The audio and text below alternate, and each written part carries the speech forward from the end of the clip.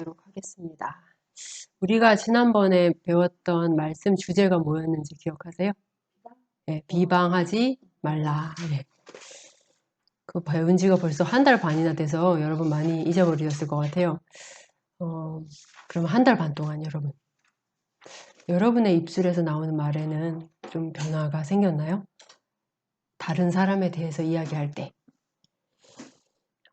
누군가에 대해서 쉽게 판단하거나 안 좋게 좋지 않게 이야기하거나 누군가를 헐뜯는 그런 죄들이 우리의 삶에서 사라져 가고 있는지.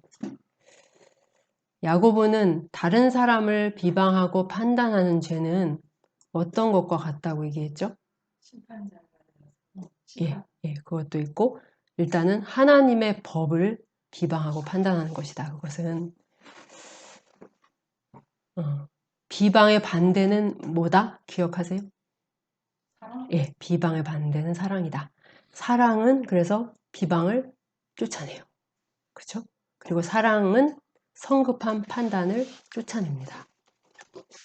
우리가 누군가를 성급하게 부정적으로 판단하거나 누군가에 대해서 나쁜 말을 하거나 헐뜯는 이유는 사랑이 없기 때문이죠. 사랑이 부족하기 때문이에요. 그리고 지금 성혜자매님 얘기하신 것처럼 이러한 비방과 급한 판단은 우리가 어느 자리에 올라가 있는 것이다. 재판관의 자리에 올라앉아 있는 것이다. 예, 사도는 말하죠. 너는 누구이기에 이웃을 판단하느냐? 입법자와 재판관은 오직 한 분이시다. 예. 물론 우리가 때로 어떤 걸 판단해야 될 때가 있어요. 그런데 그럴 때 우리가 항상 기억해야 할 것은 우리는 어떤 한정된 정보나 혹은 우리의 어떤 선입견이나 편견을 가지고 판단을 하게 되는 일이 아주 많다는 거예요. 그렇기 때문에 우리가 중립적이고 객관적인 태도로 신중한 태도로 판단을 못할 때가 굉장히 많다는 거예요. 우리가 그런 연약한 존재임을 인정을 하고 그래서 늘 겸손한 자세로 신중하게 판단하고 말하는 것이 필요하다. 예. 그것이 이제 우리가 지난번에 배웠던 건데요. 오늘은 야고보서 4장 13절에서 17절까지 말씀인데요. 여기 맨 밑에 줄도 보이시나요? 네. 잘 안 보이세요? 이렇게 멀리 하면 좀 보이시나? 아니면 성경을 펴놓으셔도 되고, 예. 이게 뭐 길지 않아서 여러분이 여러 번 읽어보셨을 것 같은데, 그래도 다 같이 일단 한번 읽어보고 시작하겠습니다. 들으라부터 시작. 들으라 너희 중에 말하기를 오늘이나 내일이나 우리가 어떤 도시에 가서 거기서 1년을 머물며 장사하여 이익을 보리라 하는 자들아. 내일 일을 너희가 알지 못한도다. 너희 생명이 무엇이냐? 너희는 잠깐 보이다가 없어지는 안개니라. 너희가 도리어 말하기를 주의 뜻이면 우리가 살기도 하고 이것이나 저것을 하리라 할 것이거늘. 이제도 너희가 허탄한 자랑을 하니 그러한 자랑은 다 악한 것이라. 그러므로 사람이 선을 행할 줄 알고도 행하지 아니하면 죄니라. 예. 야고보는 들으라 라는 말로 시작합니다. 자, 이 말은 집중하라는 거죠. 예. 뭔가 중요한 얘기를 할 거니까 들어봐라. 너희 중에 이러이러하게 말하는 사람들이 있다. 이들이 어떤 사람들인지 이들의 말을 한번 들어볼게요. 13절에 나오죠. 이들은 이렇게 말하는 사람이에요. 오늘이나 내일이나 우리가 어떤 도시에 가서 거기서 1년을 머물며 장사하여 이익을 보리라. 일단 이 사람들은 무슨 일을 하는 사람들 같으세요? 네, 장사하는 사람들, 어떤 사업을 하는 사람들이에요. 그런 사람들 같죠? 교회 안에 당시에 이런 사람들이 있었던 것 같아요. 뭐 당연히 사업하는 사람들이 있겠죠. 우리 교회 안에도 사업하시는 분들이 많이 있잖아요. 예. PC방 사업, 그리고 무슨 토목 사업이나 환경 사업, 그리고 펜션 사업. 예. 이제 곧 언론 사업을 하는 분이 나타날 수도 있고요. 하고 있나요? 예. 언론 사업은 뭡니까? 제가 확실히 모르기 때문에. 예, 이런 사업을 하거나 장사를 한다는 거는 오늘날에도 주변 어디에서나 볼 수 있는 아주 친숙한 풍경이에요. 자, 이 사람들은 이렇게 말해요. 어떤 도시에 가자. 다른 도시로 간다? 그러니까 도시와 도시를 이동하면서 하는 어떤 사업. 오늘날에도 큰 꿈을 가진 사람들은 시골에서 사업하지 않죠. 예, 대도시, 더 큰 대도시로 가거나 심지어는 여러 것을 보고 예, 외국으로 아예 가서 다른 나라에 가서 사업을 하는 분들도 많이 있어요. 그러나 이 당시에 교통편도 거의 발달되지 않았던 이 당시에 말을 타고 걷고 배를 타고 거기에 간다는 것, 다른 도시에 간다는 것은 오늘날보다 훨씬 더 어렵고 위험 부담이 큰 일이었어요. 이런 사람들이 움직일 때 설렁설렁 계획하고 움직일까요? 네, 그럴 리가 없죠. 아주 치밀하고 꼼꼼한 계획하에서 움직일 겁니다. 이들의 계획을 한번 살펴봅시다. 언제? 오늘이나 내일. 예, 오늘이나 내일이나. 어디서? 어떤 도시? 예, 어떤 도시? 아마 이들이 생각해둔 도시가 있겠죠. 얼마나? 1년. 예, 1년을 머물면서 기간을 아주 구체적으로 정하고 있어요. 어떤 일을 한다? 장사. 예, 장사. 장사를 해서 그 결과 이익을 볼 것이다. 만약 우리 자녀가 이제 막 20살밖에 안 됐는데 어느 날 부모인 우리에게 와서 자기 인생의 로드맵을 발표하는 거예요. 자기 자신이 하고자 하는 일을 분명하게 이야기하고 자신이 그것을 위해서 얼마나 고민하고 연구했는지, 그리고 그렇게 해서 어떻게 내가 그 꿈을 성취할 것인지에 대해서 차근차근, 하지만 아주 자신감에 넘치는 목소리로 설명한다면 많은 부모님들은 큰 감동을 받겠죠. 이 녀석이 어린 줄 알았는데 제법 야무지구나. 자기 계획을 다 세워놨구나. 하고 자녀를 아주 대견하게 여길 거고 기뻐할 것입니다. 그런데 야고보 사도는 이들을 꾸짖고 있어요. 들어라 너희들아, 정신 차려라. 이런 말이죠. 계획을 세우는 게 무슨 문제인가요? 아니면 뭐 이윤을 남긴다는 게 지나치게 세속적인 목표인가요? 아니죠. 예. 사업을 하는데 당연히 계획을 세워야 되고 또 사업하고 장사를 하는데 이윤을 남기는 게 너무 상식적인 것이죠. 이런 것들은 잘못이라고 볼 수가 없습니다. 야고보는 이런 것들을 꾸짖는 게 아니에요. 그렇다면 사도는 무엇을 나무라고 있는 것일까요? 우리가 14절을 한번 읽어보겠습니다. 시작. 내일 일을 너희가 알지 못하는도다. 너희 생명이 무엇이냐? 너희는 잠깐 보이다가 없어지는 안개니라. 예. 야고보는 너희는 내일 일을 알지 못한다라는 말로 시작합니다. 저의 인생을 생각해봐도 저는 이 말씀이 진리라는 것을 부인할 수가 없어요. 저는 처음에 신혼을 남양주에서 시작했어요. 사실 강원도를 벗어나고 싶은 생각도 있었어요. 제가 원주로 다시 오게 될 줄 몰랐죠. 네. 그런데 IMF가 터지면서 오형제가 다니는 그 회사가 부도가 났어요. 그래서 다시 원주로 오게 된 거죠. 원주에 와서 이런저런 집을 이렇게 이사 다니면서 살아보는 것도 재미있었는데 이렇게 계속 다니다 보니까 한 곳에 정착하고 싶더라고요. 네. 근데 저희가 가는 데마다 여기 집 너무 괜찮다. 오래 살 줄 알았는데 또 주인이 무슨 사정이 생겨서 뭐 건물을 팔아야 된다, 뭘 해야 된다 해서 옮기고. 이래서 저희가 7번 정도 이사를 했어요. 오자마자. 그러다 보니까 진짜 우리 집이 있어야겠다는 생각이 들었어요. 안정된 생활이 너무 그리워진 거죠. 그래서 이제 두산 아파트를 매입을 하게 됐어요. 그 집을 사면서 이제 우리 집이 생겼으니까 여기서 오래오래 살겠지? 우리는 정말 그렇게 오래오래 길이길이 살 줄 알았어요. 그런데 또 문제가 생겨서 집을 팔아야만 됐어요. 그리고 이사를 갔고 그래서 지금 아파트에 이르게 됐죠. 유승 아파트 전세긴 하지만 살아보니까 괜찮더라고요. 뒤에 강변도 좋고 앞뒤로 탁 트이고 그래 우리 여기서 전세긴 하지만 4년 살 수 있으니까 우리 그 기간 동안은 그래도 걱정 없이 살아보자 이렇게 생각을 했는데 한 달 전쯤인가 주인한테 또 연락이 온 거예요. 미안하게 됐다고 집을 팔아야 된다고.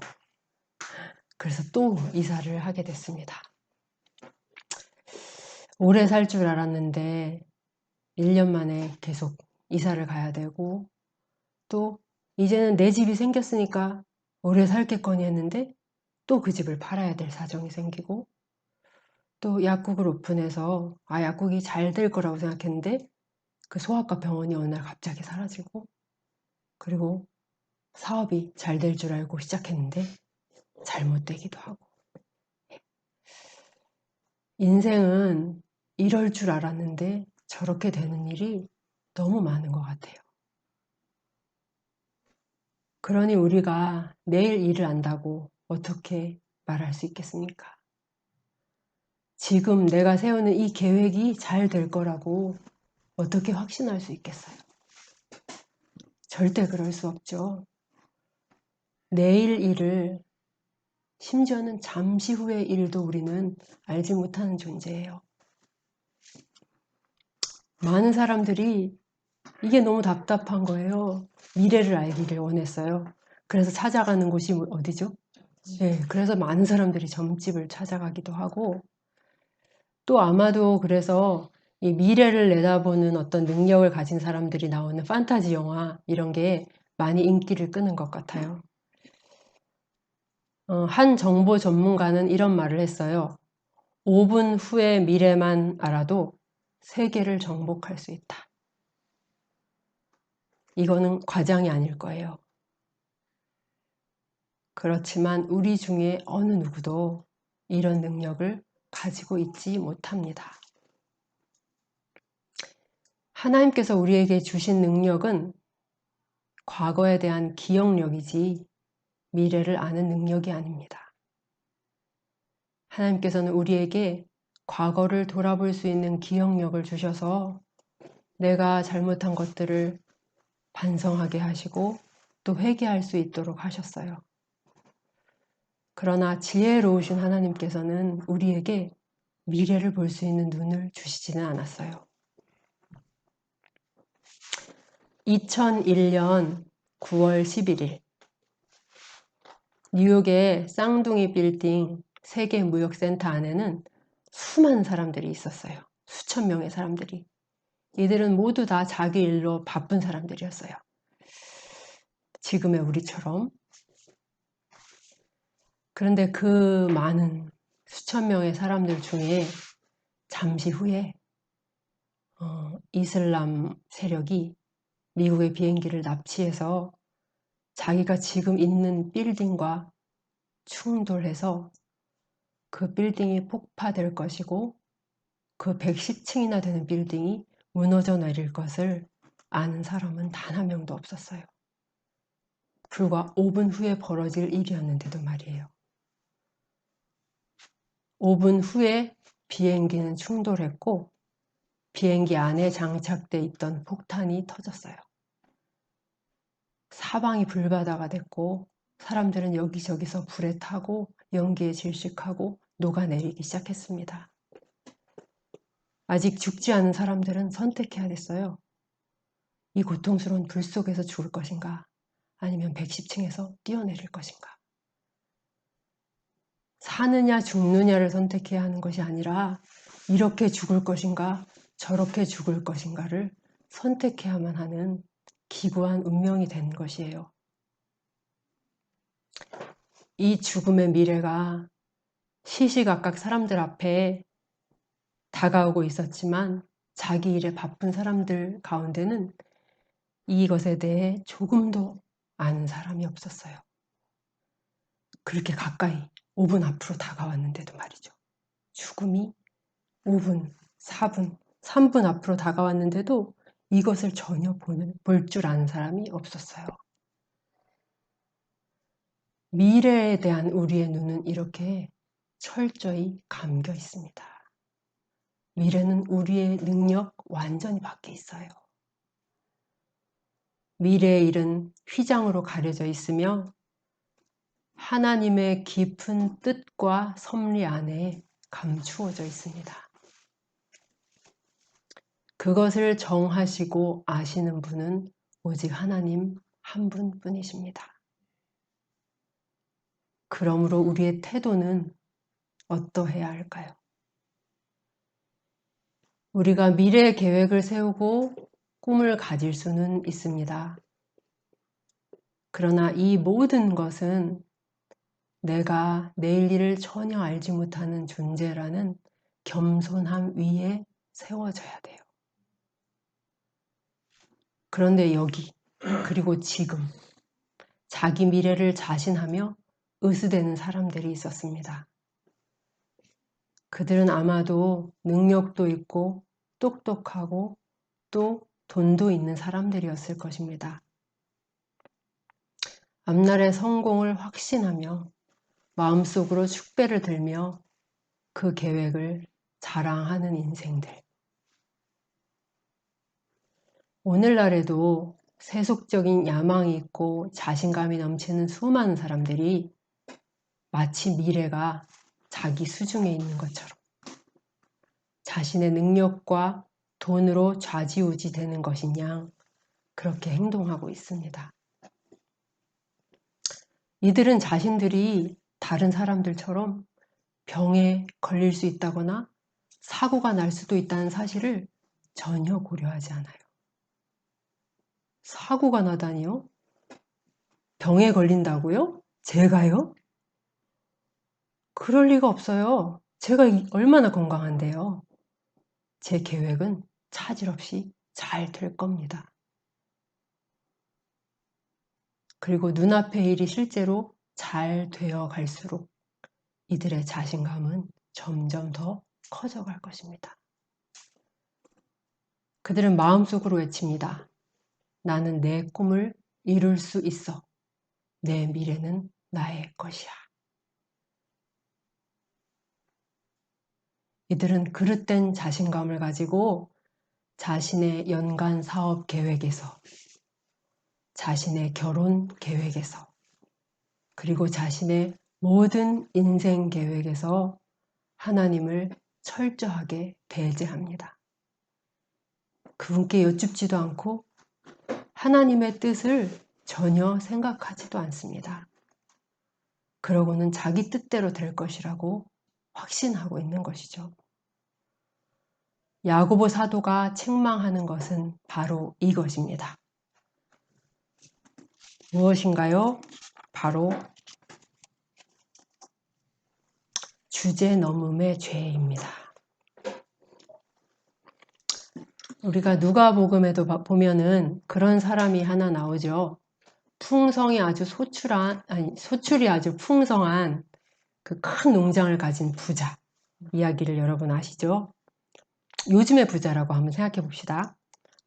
야, 올해 사업도 대성공이야. 내 계좌에 쌓이는 돈을 보라고. 이거를 어디에 투자할까? 여기 이 땅도 사고 저 산도 사고 또 여기에도 투자를 하고 그러면 내년쯤에는 아마 내 재산이 2배로 불어있겠지? 이렇게 계속 하다 보면 10년 후쯤이면 나는 아마 수백억대 자산가가 돼 있을 거야. 그 다음에는 뭘 할까? 그리고 나서 그 부자는 말합니다. 그래, 그걸 다 이룬 다음에 1년 동안은 나 자신에게 휴가를 주자. 이렇게 말하면서 말이야. 내 영혼아, 그동안 너무 고생했다. 내가 너에게 멋진 크루즈 여행을 선물할게. 그러니까 너는 거기서 1년 동안 날마다 먹고 마시고 휴양하면서 푹 쉬려무나. 그때 하나님께서 나타나셔서 그에게 말씀하십니다. 어리석은 자야, 내가 오늘 밤에 너의 생명을 가져갈 것인데 그러면 너의 계획은 어떻게 되겠느냐? 그러면 우리 계획은 어떻게 되는 것인가요? 사도는 이런 자들의 어리석음과 주제넘음의 죄를 조롱하듯이 호되게 꾸짖고 있습니다. 여러분은 어떠세요? 여러분도 꿈꾸는 장래가 있으신가요? 여러분의 미래.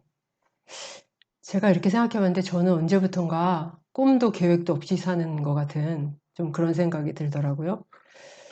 그런데 젊은 청년들은 아마도 이런 생각들을 자주 해보겠죠. 아직 미래가 많으니까. 가까운 장래에 내가 무엇을 할 것인가? 내가 무엇이 될 것인가? 내가 무엇을 즐기며 살 것인가?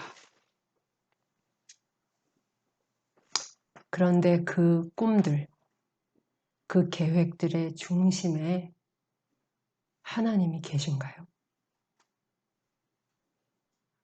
그 계획은 하나님께서 기뻐하시는 것이며 하나님께 승낙받은 것인가요?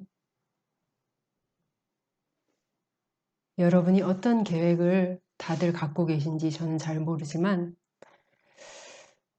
늘 하나님의 뜻을 먼저 생각하며 계획을 세우고 또 그것을 위해 기도하는 지혜로운 청년들이기를 소망합니다.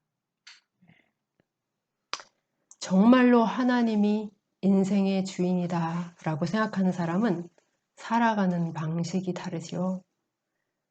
그리고 그들은 부모가 되어 자녀에게 가르치는 것도 다를 것입니다.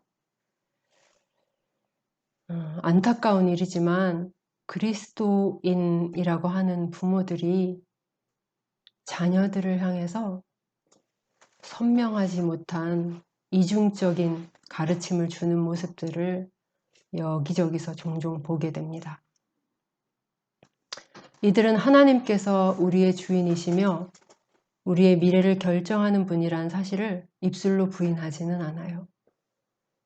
그러나 실제적인 삶의 현장에서, 집에서, 차 안에서 아이들에게 말할 때는 너의 인생의 주인은 하나님이시다.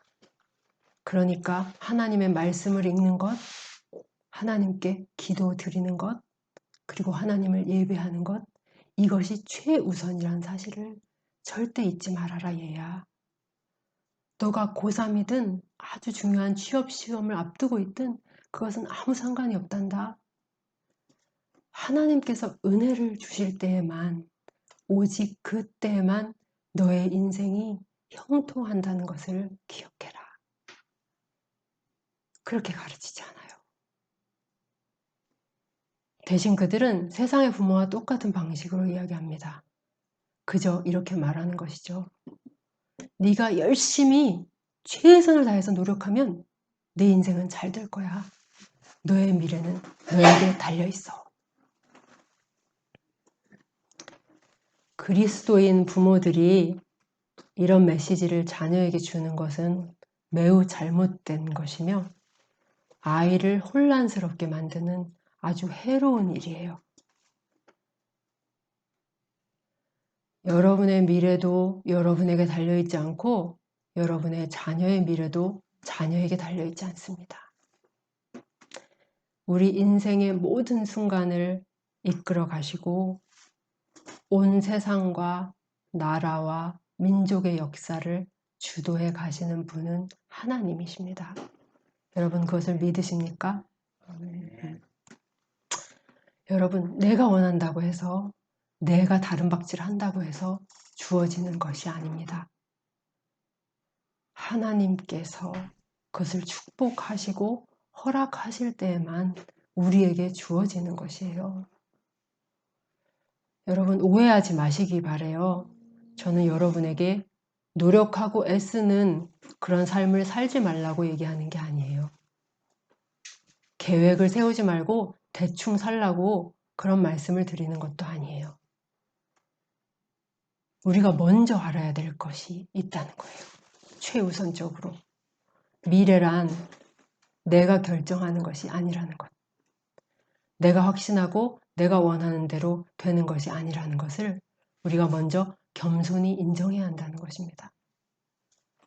그리고 미래를 결정하시고 그분의 뜻대로 이루시는 그 주권자 하나님의 뜻에 귀를 기울이고 그분의 뜻 안에서 걸어야 한다는 것입니다. 이것이 우리가 인생을 설계하고 계획할 때 가장 먼저 그리고 가장 중요하게 고려해야 할 사항이에요. 잠시 후의 일도 모르면서 10년 후를 장담하는 사람들. 이런 삶의 태도를 가진 이들을 일깨우기 위해서 야고보 사도가 한 발 더 나아가서 말하는 것은 이것입니다. 너희의 생명이 무엇이냐? 너희는 잠깐 보이다가 없어지는 안개니라. 우리는 앞날을 알지 못하지만 모두가 분명하게 아는 유일한 한 가지 일이 있어요. 미래의 일, 유일하게 확정된 일이 하나 있어요. 그게 뭐죠? 예, 죽음이죠. 다른 거는 아무것도 모르지만 분명하게 아는 미래의 일 한 가지. 그것은 우리가 장래에 반드시 죽는다는 것입니다. 아멘. 네, 지금은 이런 일이 없지만 우리 옛날에는 병원에 알바가 있었는데 시체 닦는 알바 있었어요. 시체를 깨끗하게 닦는 알바, 아주 고수익 알바였는데 우리도 언젠가 병원 영안실에서 이렇게 고약한 냄새를 풍기면서 누워있는 날이 오겠죠. 예, 우리는 모두 다 이 사실을 분명히 알고 있어요. 그런데 이 죽음은 사람들을 생각만큼 강하게 압박하지는 못하는 것 같아요. 왜 그럴까요? 예, 이 죽음이 아주 먼 일이고 또 남의 일이라는 생각을 항상 하기 때문이에요. 죽음하고 나 사이에는 태평양만한 간격이 있다. 이렇게 생각하기 때문이죠. 우리가 뭐 산이나 야외로 놀러 가면 가끔 무덤을 보잖아요. 근데 사람들은 무덤을 보고도 별로 두려워하거나 놀라지 않아요. 왜? 남의 무덤이니까. 남의 죽음이니까. 심지어는 나이가 많이 드신 분들도 입으로는 에고 이제 죽어야지 이러면서도 사실은 살 날이 아직 많이 남았어. 이렇게 생각하신다는 거예요. 그런데 죽음을 이렇게 먼 곳에 두고 외면하는 것은 전혀 지혜롭지 못한 태도입니다. 수많은 사람들이 이런 태도로 살다가 갑자기 죽음 앞에 쓰러졌고 준비도 하지 못한 채로 하나님 앞에 서게 된 것입니다. 여러분, 이 유명한 라틴어인데 이거 혹시 들어보신 분 계신가요? 메멘토 모리 들어보셨나요? 네. 무슨 뜻인가요? 뜻은 지금을 즐겨라. 지금을 즐겨라? 너의 죽음을 기억하라 이런 뜻입니다. 예, 예. 이거 아주 유명한 라틴어예요. 메멘토 모리. 너의 죽는 날을 기억해라. 네가 죽는다는 것을 기억해라. 메멘토 모리. 이건 아주 큰 지혜죠. 주라기 공원 같은 거 보면 가끔 이렇게 어리버리한 엑스트라 같은 사람이 막 가다가 티라노사우루스 같은 이제 공룡이랑 딱 눈이 마주치는 그런 장면이 나오는데요. 눈을 딱 마주친 그 사람은 바로 보이는 그 태도가 뭐냐면 자기 눈을 감아버려요.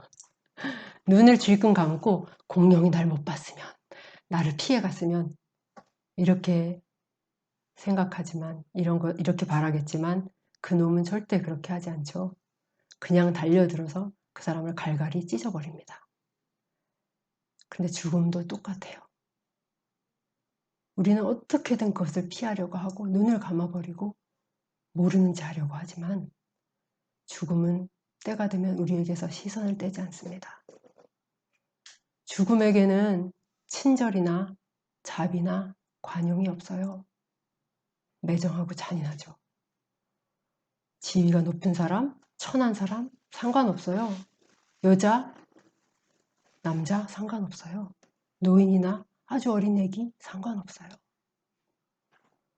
주님께서 때가 됐구나.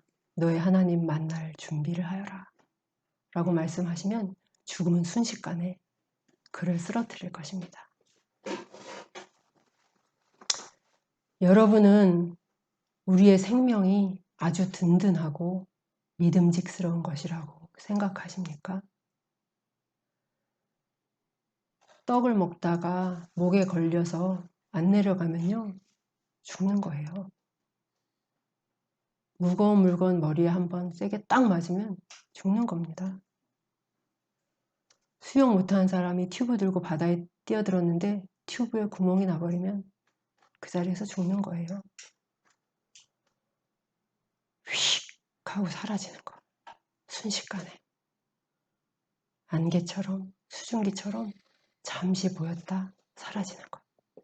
이것이 바로 우리의 이 세상에서의 생명이에요. 시편 기자도 같은 것을 고백합니다. 39절 말씀인데요.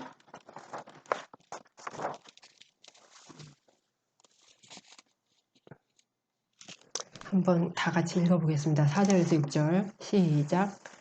여호와여 나의 종말과 연한이 언제까지인지 알게 하사 내가 나의 연약함을 알게 하소서.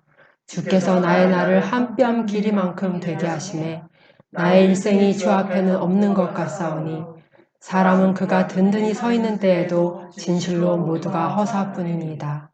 진실로 각 사람은 그림자같이 다니고 헛된 일로 소란하며 재물을 쌓으나 누가 거두는지 알지 못하나이다. 여러분, 우리의 인생이 너무나 불확실하다는 것과 우리의 생명이 너무나 연약하다는 것을 우리가 진실로 그리고 충분히 깨닫게 되기를 소망합니다. 그래서 우리는 야고보서 15절처럼 이렇게 말해야 됩니다. 15절 시작. 너희가 도리어 말하기를 주의 뜻이면 우리가 살기도 하고 이것이나 저것을 하리라 할 것이거늘. 주님께서 모든 것을 결정하시기에 주님의 뜻이면 우리가 살아있을 것이며 주님의 뜻이면 우리가 이 일이나 저 일을 할 수 있을 것입니다. 주님의 뜻이면. 이것이 우리 입의 고백이어야 할 것입니다. 기독교인들이 많이 암송하고 잘 외우는 잠언 말씀이 있죠. 사람이 마음으로 자기의 길을 계획할지라도 그의 걸음을 인도하시는 이는 여호와시니라. 다시 한번 외워볼까요? 사람이 마음으로 자기의 길을 계획할지라도 그의 걸음을 인도하시는 이는 여호와시니라. 그러므로 우리는 헛된 자랑과 자기 확신을 버려야겠습니다. 그것은 참으로 허탄한 것이고 악한 것이라고 사도 야고보는 이야기합니다. 그리고 이 17절에서 마지막 17절에서 야고보는 이렇게 말하죠. 그러므로 사람이 선을 행할 줄 알고도 행하지 아니하면 죄니라. 여기에서 선은 무엇인가요, 여러분? 선은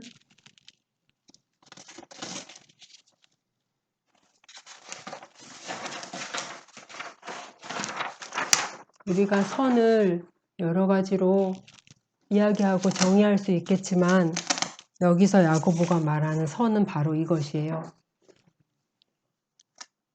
한번 읽어볼까요? 시작. 모든 인생의 계획에서 하나님을 고려하는 것. 이게 바로 선입니다. 하나님께서 결정하시고 하나님께서 이루신다는 것을 인정하는 것. 그게 바로 선이에요. 선. 그렇다면 죄는 뭘까요? 죄는 그것을 알고도 그 사실을 모르는 바가 아니에요. 사람이 선을 행할 줄 알고도 자기 인생에서 하나님을 배제하는 것입니다. 죄란 그것을 알고도 자기 인생에서 하나님을 배제하는 것. 또 다른 말로 표현하자면 죄란 하나님으로부터 독립해서 자율적으로 자기 인생을 살아가려고 하는 모든 삶의 태도를 이야기합니다. 이게 바로 죄예요. 여러분, 그 죄의 삭은 뭐죠? 사망이라고 성경은 말씀하고 있어요. 여러분의 자기 과신, 여러분의 자랑은 결국 파멸로 끝나게 될 것입니다.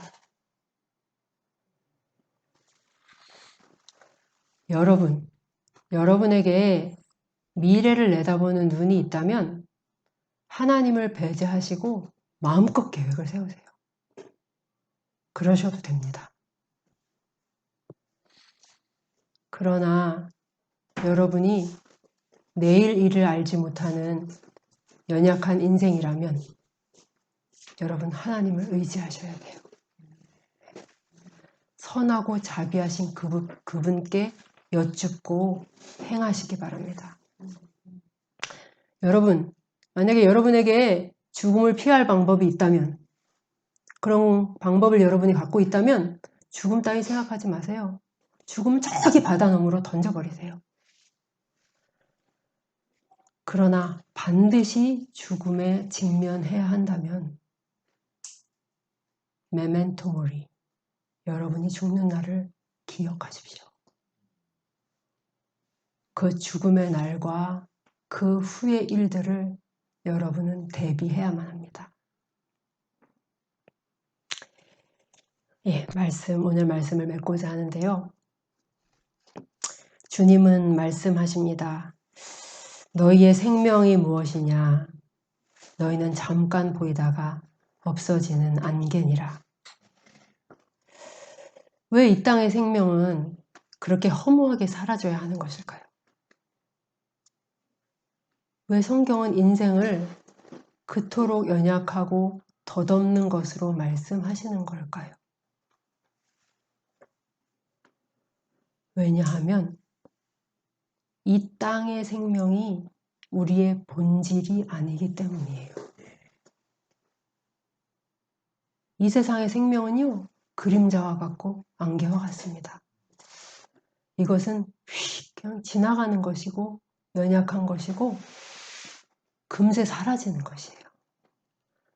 여기서 안개라는 이 말씀의 원어의 뜻은요, 증기예요, 수증기.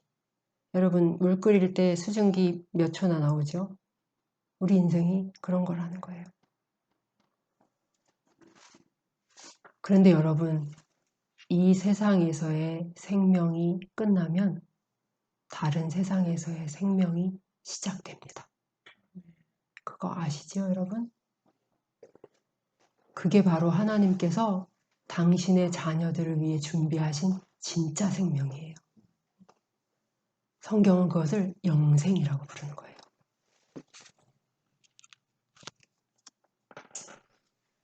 이 생명은 어떤 것인가요? 주님이 우리에게 주시는 생명, 우리가 받게 될 이 생명은 이 땅의 생명과 전혀 달라요.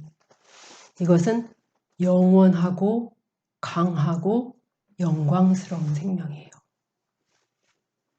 이것이 우리의 본질적인 생명입니다.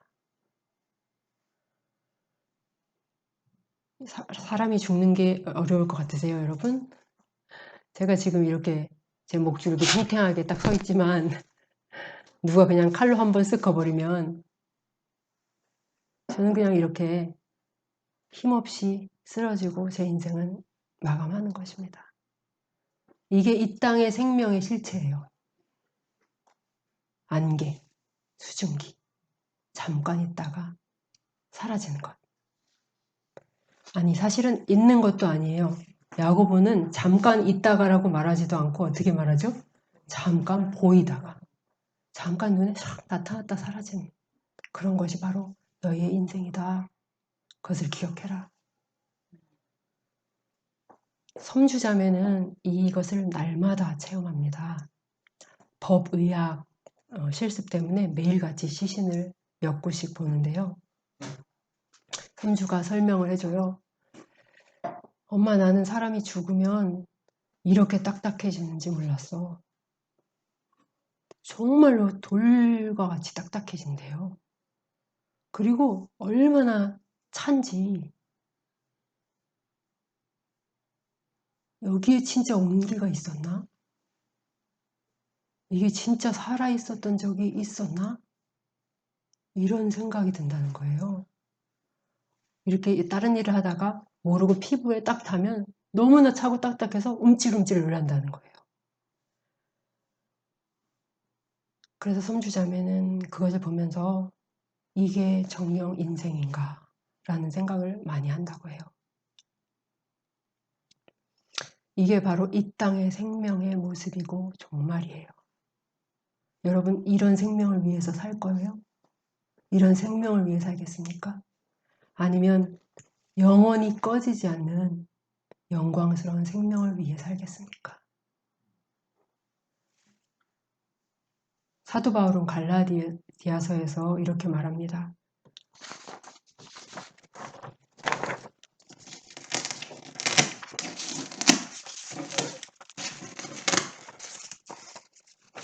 다 같이 한번 읽어보겠습니다. 갈라디아서 6장 8절 시작.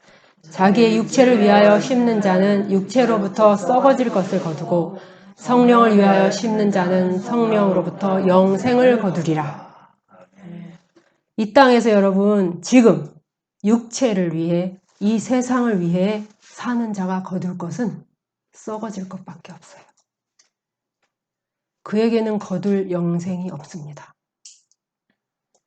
평생을 그렇게 이 세상에서의 인생과 이 세상에 충성하고 남은 것은 수증기, 안개 같은 것.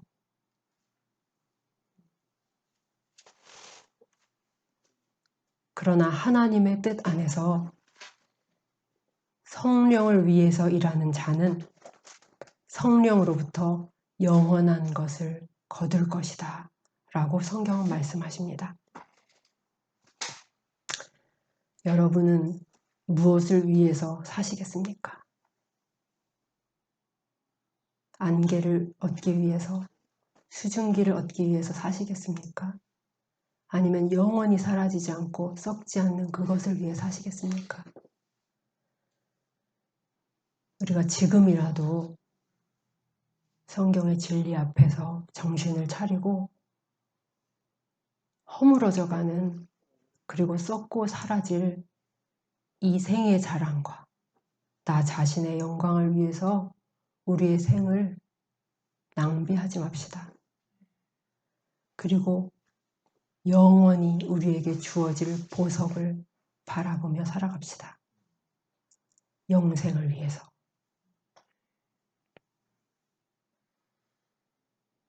장차 우리가 덧입게 될 생명, 진짜 생명, 그리고 내 생명의 본질, 영원하고 강하고 아름다운 생명, 이 땅에서 잠깐 있다 사라지는 그 생명과는 전혀 다른 그 생명을 위해서 일하고 헌신하십시오. 바울이 아들처럼 여겼던 디모데에게 했던 말인데요. 디모데전서 6장 12절 말씀을 읽고 설교를 마치도록 하겠습니다. 네, 찾아보셔도 되고 여기 있습니다. 천천히 한번 읽어볼게요.